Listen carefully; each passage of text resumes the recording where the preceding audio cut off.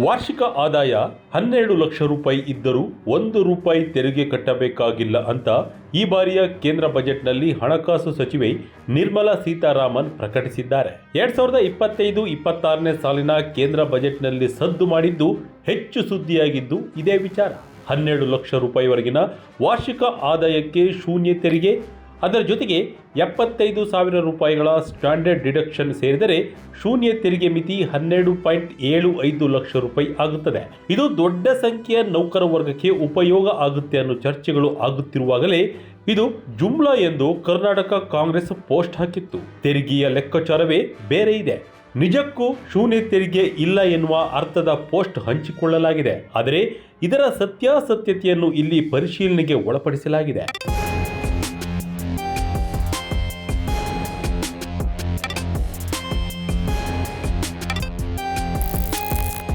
Budget ಘೋಷಣೆಯಾದ ಬೆನ್ನಲ್ಲೇ ಕರ್ನಾಟಕ ಕಾಂಗ್ರೆಸ್ನ ಅಧಿಕೃತ ಫೇಸ್ಬುಕ್ ಖಾತೆಯಲ್ಲಿ ಪೋಸ್ಟ್ ಹಾಕಲಾಗಿದೆ. ಕೇಂದ್ರ ಹಣಕಾಸು ಸಚಿವೆ ನಿರ್ಮಲಾ ಸೀತಾರಾಮನ್ ಚಿತ್ರ ಇರುವ ಈ ಪೋಸ್ಟ್ನಲ್ಲಿ ಜುಮ್ಲಾ 12 ಲಕ್ಷದವರೆಗಿನ 0% ತೆರಿಗೆ, ಆದರೆ ವಾಸ್ತವದಲ್ಲಿ ಎಂದು ಟ್ಯಾಕ್ಸ್ ಸ್ಲ್ಯಾಬ್ನ ಪಟ್ಟಿಯಲ್ಲಿ ಇನ್ನೊಂದು ಕಡೆ ಕೊಡಲಾಗಿದೆ. ಜೊತೆಗೆ ಮೋದಿ ಬಜೆಟ್ ಬಂಡವಾಳ ಎಂದು ಲೇವಡಿ ಮಾಡಲಾಗಿದೆ. ಇದೇ ಅರ್ಥದಲ್ಲಿ ಇನ್ನೂ ಹಲವರು ಸಾಮಾಜಿಕ ಮಾಧ್ಯಮಗಳಲ್ಲಿ ಪೋಸ್ಟ್ಗಳನ್ನು ಹಂಚಿಕೊಂಡಿದ್ದಾರೆ.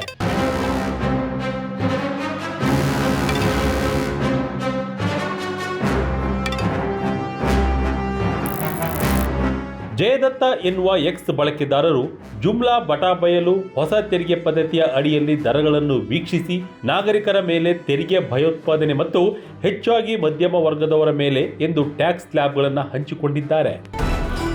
12 ಲಕ್ಷ ರು ಆದಾಯ ಬಂದರೆ ನಿಜಕ್ಕೂ ಟ್ಯಾಕ್ಸ್ ಇಲ್ವಾ? ಕರ್ನಾಟಕ ಕಾಂಗ್ರೆಸ್ ಮಾಡಿರುವ ಆಪಾದನೆ ನಿಜವೇ ಎಂದು ಪರಿಶೀಲನೆ ಮಾಡಲು ಸಜಗ್ ತಂಡವು ಮುಂದಾಯಿತು. ಪರಿಶೀಲಿಸಿದಾಗ ಬಜೆಟ್ ಭಾಷಣದಲ್ಲಿ ನಿರ್ಮಲಾ ಸೀತಾರಾಮನ್ ತೆರಿಗೆ ವಿನಾಯಿತಿ ಮಿತಿಯನ್ನು ಈಗಿರುವ 7 ಲಕ್ಷ ರೂಪಾಯಿಯಿಂದ 12 ಲಕ್ಷ ರೂಪಾಯಿಯವರೆಗೆ ಏರಿಕೆ ಮಾಡಿರುವುದಾಗಿ ಘೋಷಿಸಿರುವುದು ಕಂಡುಬಂತು. 75,000 ರೂಪಾಯಿ ಸ್ಟ್ಯಾಂಡರ್ಡ್ ಡಿಡಕ್ಷನ್ ನೊಂದಿಗೆ 12,75,000 ರೂಪಾಯಿವರೆಗೆ ಯಾವುದೇ ತೆರಿಗೆ ಇರುವುದಿಲ್ಲ ಎಂದು ಹೇಳಿದ್ದರು.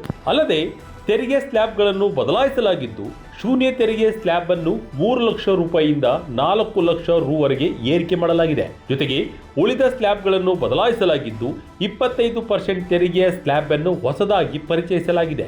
ಕೇಂದ್ರ ಸರ್ಕಾರ ಬಿಡುಗಡೆ ಮಾಡಿರುವ ಬಜೆಟ್ ಭಾಷಣದ ಪ್ರತಿಯಲ್ಲೂ ಇದನ್ನೇ ನೋಡಬಹುದು. ಕ್ಯಾಪಿಟಲ್ ಗೇನ್ಸ್ ಅಂದರೆ ಬಂಡವಾಳ ವೃದ್ಧಿಯ ಲಾಭಗಳಂತಹ ವಿಶೇಷ ಆದಾಯವನ್ನು ಹೊರತುಪಡಿಸಿ ಉಳಿದುದಕ್ಕೆ ಈ ವಿನಾಯಿತಿ ಮಿತಿ ಇದೆ ಎಂದು ನಿರ್ಮಲಾ ಸೀತಾರಾಮನ್ ಹೇಳಿದ್ದರು.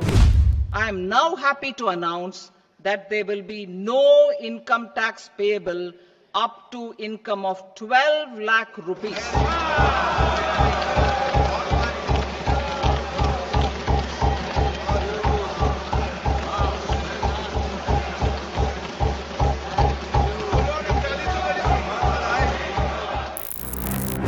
ಇಲ್ಲಿ ಗಮನಿಸಬೇಕಾದ ಸಂಗತಿ ಎಂದರೆ ಈ ಸ್ಲ್ಯಾಬ್ಗಳು 12.75 ಲಕ್ಷ ರೂಪಾಯಿಗಿಂತ ಹೆಚ್ಚಿನ ಆದಾಯ ಇರುವವರಿಗೆ ಅನ್ವಯವಾಗುತ್ತದೆ.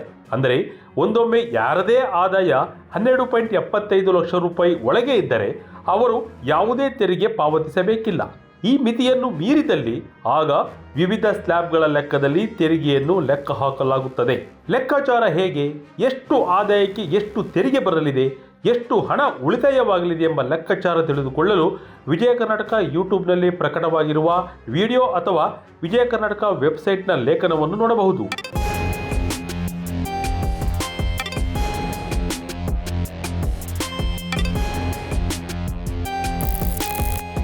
ಈ ಬಗ್ಗೆ ವಿವರವಾದ ಪರಿಶೀಲನೆಯ ನಂತರ 12 ಲಕ್ಷ ರೂಪಾಯಿವರೆಗಿನ ಆದಾಯಕ್ಕೆ ಶೂನ್ಯ ತೆರಿಗೆ ಘೋಷಣೆಯಾಗಿರುವುದು ನಿಜ ಎಂದು ಕಂಡುಕೊಳ್ಳಲಾಗಿದೆ. ಹಾಗಾಗಿ ಇದು ಜುಮ್ಲಾ ಎಂಬ ಕಾಂಗ್ರೆಸ್ನ ಆರೋಪ ಸುಳ್ಳು ಎಂದು ಸಾಬೀತಾಗಿದೆ. ಸ್ಟ್ಯಾಂಡರ್ಡ್ ಡಿಡಕ್ಷನ್ ಸೇರಿ 12.75 ಲಕ್ಷ ರೂಪಾಯಿವರೆಗಿನ ಶೂನ್ಯ ತೆರಿಗೆ ಇದೆ.